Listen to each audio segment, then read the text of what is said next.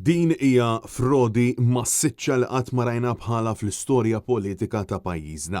Sostna dan l-avukat Edward De Bono b'reazzjoni għall-istorja pubblikata fis-Sunday Times of Malta fejn ġie żvelat kif bejn l-2016 u l-2018 Vitals Global Healthcare trasferixxew mal-21 miljun euro lill-kumpanija Maltija Bluestone Investments li wieħed mid-diretturi tagħha kien Ram Tumuluri. L-akbar sospetti inevitabbli huwa kif u għalxiex dawn il-miljuni kbar ta' euro moddija mill-gvern lil Vitals, miljuni li suppost intefqu fis-settur tas-saħħa, kienu qed jiġu trasferiti immedjatament lill-kumpanija Bluestone Investments f'xi waqtiet anke fl-istess jum.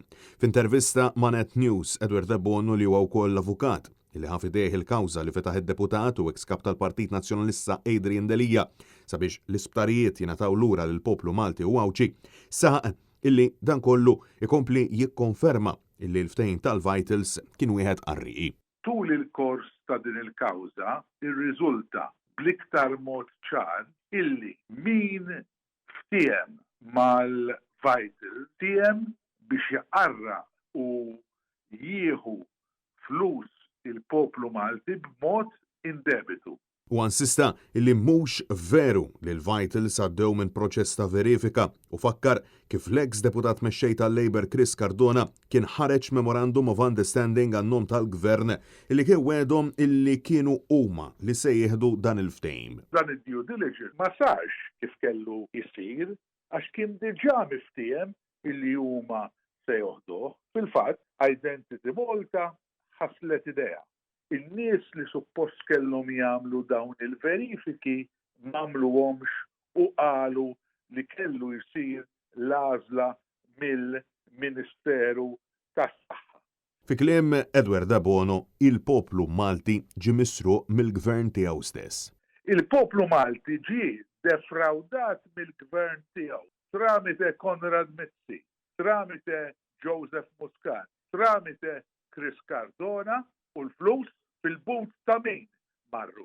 U għafakkar kif il-Pakistani Shawkat Ali daħħal miljuni ta' euro minn dan id-dil u staqsa min ibbenefika aktar minn dawn il-flejes kbar. Ma dan l-istazzjon l-avukat De Bono semma wkoll l-istorja żvelata minn Matthew Caruana Galizia fejn xarejn wara illi Joseph Muscat spiċċa minn Prim Ministru laħaq ftehim biex kull xar għal 3 snin sħaħ huwa jitħallas 15,000 euro, ekwivalenti għal aktar minn $500,000 euro. Madankollu dawn il-ħlasijiet waqfu ħesra kif il-Banek Internazzjonali Svizzeri rrealizzaw li l-kumpanija Akutor kienet kumpanija illi ma kienetx qed tagħmel negozju leġittimu. Edward De Bono temm billi qal li din l-istorja hija frodi massiċċa illi qatt ma rajna bħala f'pajjiżna.